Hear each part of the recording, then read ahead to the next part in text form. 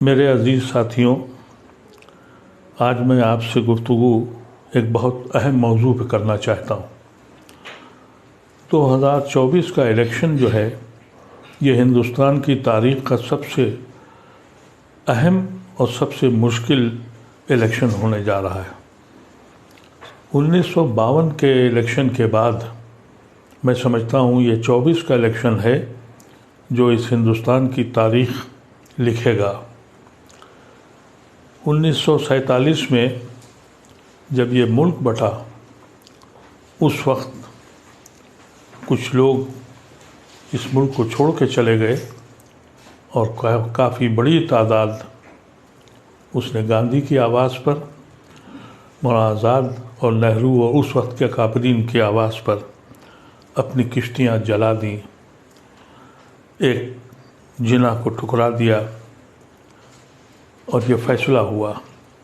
جو کیفیت 1947 میں مسلمانوں کی تھی، آج 2024 میں ہم وہیں کھڑے ہیں۔ اس وقت کے کابرین نے ایک رائے دی کہ بھائی تم یہاں آ کے رہو، ہم سانجی وراثت میں رہیں گے۔ سن 52 کا جو پہلا الیکشن ہوا، نہرو نے ریفرینڈم لیا کہ اس ملک میں سیکولر حکومت رہے گی یا ہندو اسٹیٹ بنے گی۔ اس وقت کی عوام نے یہ فیصلہ کیا اور ہندوستان کے مسلمانوں کو بھی مسرت ہوئی کہ ان کا فیصلہ صحیح تھا۔ ہم مسلمانوں نے چاند و ستاروں کی تمنا نہیں کی تھی، ہم نے صرف یہی چاہا تھا کہ ہم عزت کے ساتھ اپنے بھائیوں کے ساتھ رہیں۔ پچھلے 10 سال سے جو کچھ ہو رہا ہے اس سے اس ملک کا کسان ہو، مزدور ہو اور کاریگر ہو، ہر طبقہ فکر مند اور پریشان ہے، اور بالخصوص مسلمانوں کے لیے اب فیصلہ کرنا ہے کہ ان کی زندگی کیسے گزرے گی۔ آپ کو اس میں ایک حقائق بتانا چاہتا ہوں، ہماری بربادی کے باعث میں ہم خود شریک ہیں۔ اگر آپ ہندوستان کے تجزیہ کریے تو 84 پارلیمنٹری سیٹیں ایسی ہیں جہاں مسلمان جتا سکتا ہے یا ہرا سکتا ہے، اس میں سے 72 سیٹیں بی جے پی کے پاس ہیں۔ 80% اسٹرائک ریٹ بی جے پی کا مسلم کانسٹیٹوئنسیز میں ہے۔ کس کو الزام دیں؟ کبھی سوچا ہے آپ نے؟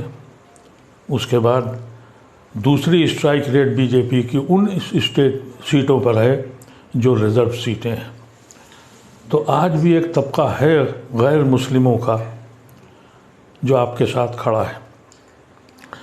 یہ جو گٹھ بندھن ہوا اس کی وجہ سے ہمارے پاس صرف 2 آپشن رہ گئے۔ ایک آپشن یہ ہے کہ اگر ہمیں اس ملک کو بچانا ہے اور اس ملک سے ہمارا تعلق یہاں کے آئین اور سنویدھان سے ہے، ایک طبقہ کھڑا ہوا ہے کہ ہم سنویدھان بنا بچائیں گے، اور دوسرا طبقہ یہ کہتا ہے کہ ہم سنویدھان بدلیں گے۔ اس میں ہمارا کیا رول ہے؟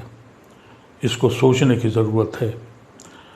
آج کل طرح طریقے کی چیزیں آ رہی ہیں۔ میں نے دیکھا کہ کچھ لوگ مسلمان اتنا پریشان ہو چکا ہے کہ اسے معلوم ہے کہ اس کی درسگاہیں، اس کی خانقاہیں، اس کی مساجدیں، اس کے قبرستان روز چھینے جا رہے ہیں۔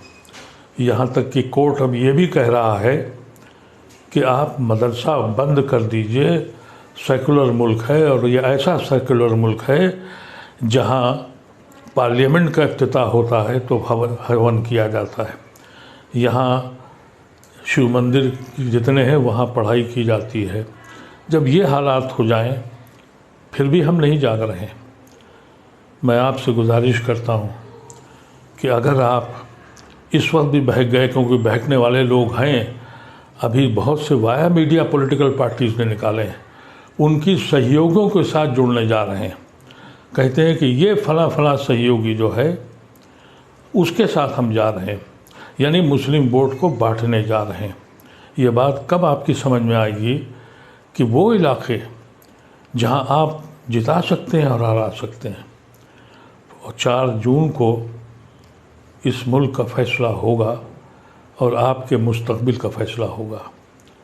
میں آپ سے مدبرانہ خواہش کرتا ہوں، سوچنا شروع کیجیے۔ کبھی سوچیے آپ کہ ہم گنہگار ہیں یا نہیں ہیں، ہم کہاں کھڑے ہیں۔ کبھی ہم ان کے بھائیوں کی حیثیت سے ہندوستان میں رہتے تھے، آج اسی در پہ گنہگاروں کی طرح بیٹھے ہیں۔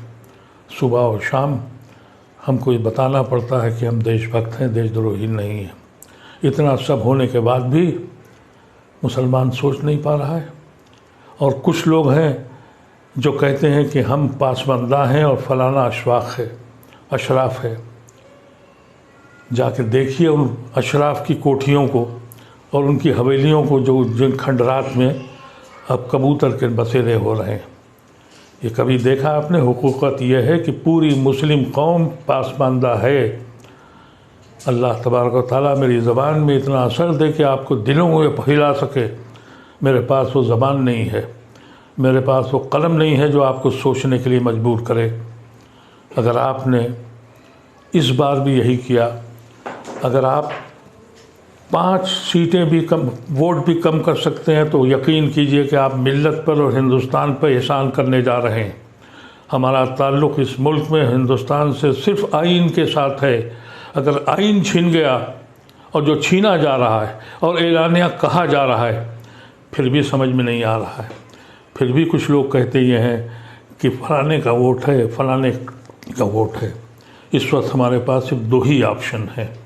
ایک آپشن یہ ہے کہ ہم ان لوگوں کے ساتھ جائیں جنہوں نے آئین کو بچانے کی کوشش کی ہے، اور ان لوگوں کی مخالفت کریں جنہوں نے ہمیں دھوکہ دیا ہے، اور جنہوں نے اپنے مقصد کے تحت جا کے NDA کے ساتھ گئے ہیں۔ ان لوگوں کو خاص طور سے آپ اندازہ کر لیں کہ ان کے خلاف آپ متحد ہو جائیں۔ اگر آپ اپنی 84 سیٹوں میں سے 50 اور 60 سیٹیں بھی کم کر سکتے ہیں تو یہ ملک بھی بچ جائے گا اور آپ بھی بچ جائیں گے۔ اگر آپ کی بات میری سمجھ میں آ جائے تو خدا را اپنے ساتھیوں سے کہیے، ان تک پیغام پہنچائیے۔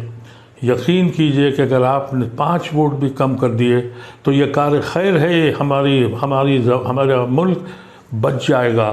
میرا دین بھی کہتا ہے کہ ظالموں کے ہاتھ روکو، تلواروں سے اب نہیں روک سکتے، ووٹ سے روک سکتے ہیں۔